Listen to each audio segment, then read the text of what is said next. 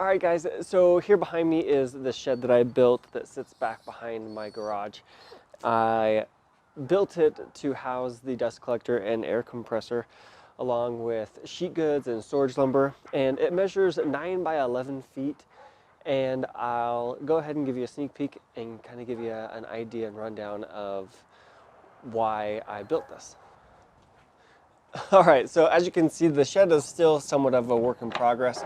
Haven't quite finished the siding nor painted it, but that'll come one of these days.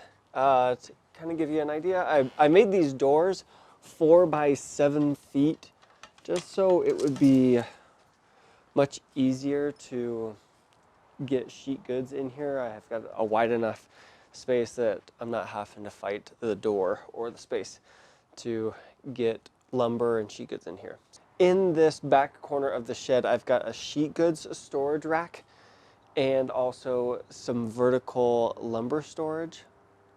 And it's just really nice to be able to have this dedicated space for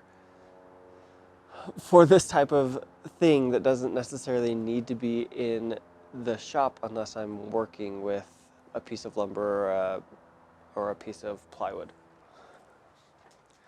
All right, and then on this adjacent side of the shed is where the dust collector and air compressor are located.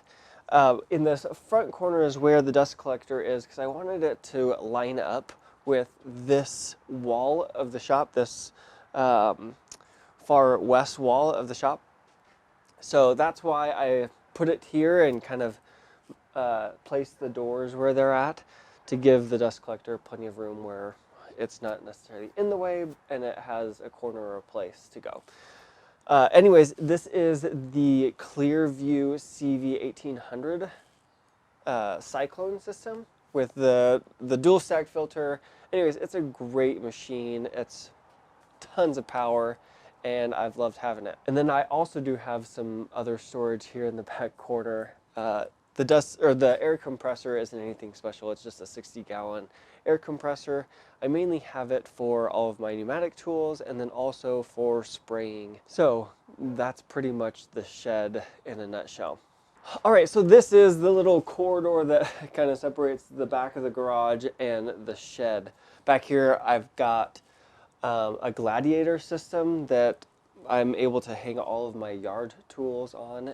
But anyways, you can see up above my head is the outlet of the dust collector just comes right out of the wall here in the shed and goes directly into the garage. Love having the dust collector isolated here in the shed. One, for noise reduction and also from just a space. The space capacity inside the shop has grown by about 9 square feet having the dust collector in the shed versus in the shop. And then also there is a pipe that runs the air compressor or the air line into the shed. And then I also have the electricity that runs through or between the shed and shop. All right, now let's go into the shop and I'll show you the breakdown of how I set up the dust collection pipe. All right, just above my head is where the dust collector pipe comes in to the shop. And again, like I said, I wanted it to run along this far west wall of the shop. I guess. Okay, so up above my head is where the dust collector pipe runs into the shop. And I wanted it to run along this west wall. This right here is essentially the main junction of the dust collector pipe. So my first branch goes back towards the back wall and down the wall, and that services the bandsaw and the drum sander. And then my second branch comes down almost immediately after that, and then it elbows back along the bottom side of the wall, and that branch services the miter saw and table saw. And then I have another branch that continues along the upper end of the wall and it actually branches and goes along the width of the shop and then back down on the east wall and goes down and connects into a flexible hose that then services the joiner planer combo machine, and then also it switches over to the router table that's in the table saw. Okay, so here you can see that first branch comes down along this wall and has a blast gate here that's then led into a 4-inch flexible hose.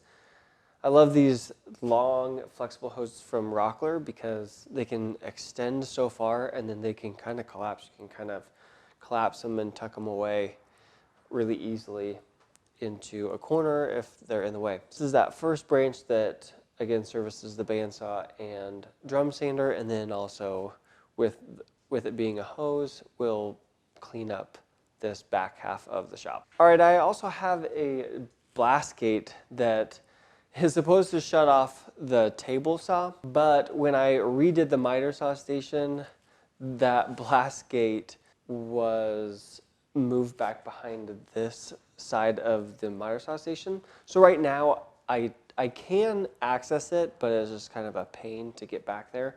So I will most likely change that out and just put it right here at the table saw. All right, so this final branch from that main trunk comes across the width of the shop and down the east wall of the shop, and is connected into, one of these flex hoses that services the joiner planer combo, and then I'll swap it over to the router table as well. Hey, thanks guys for stopping by and checking out the dust collector and how I set it up. If you have any questions or comments or any advice, leave them below and hit that subscribe button. And until next time, that's a wrap.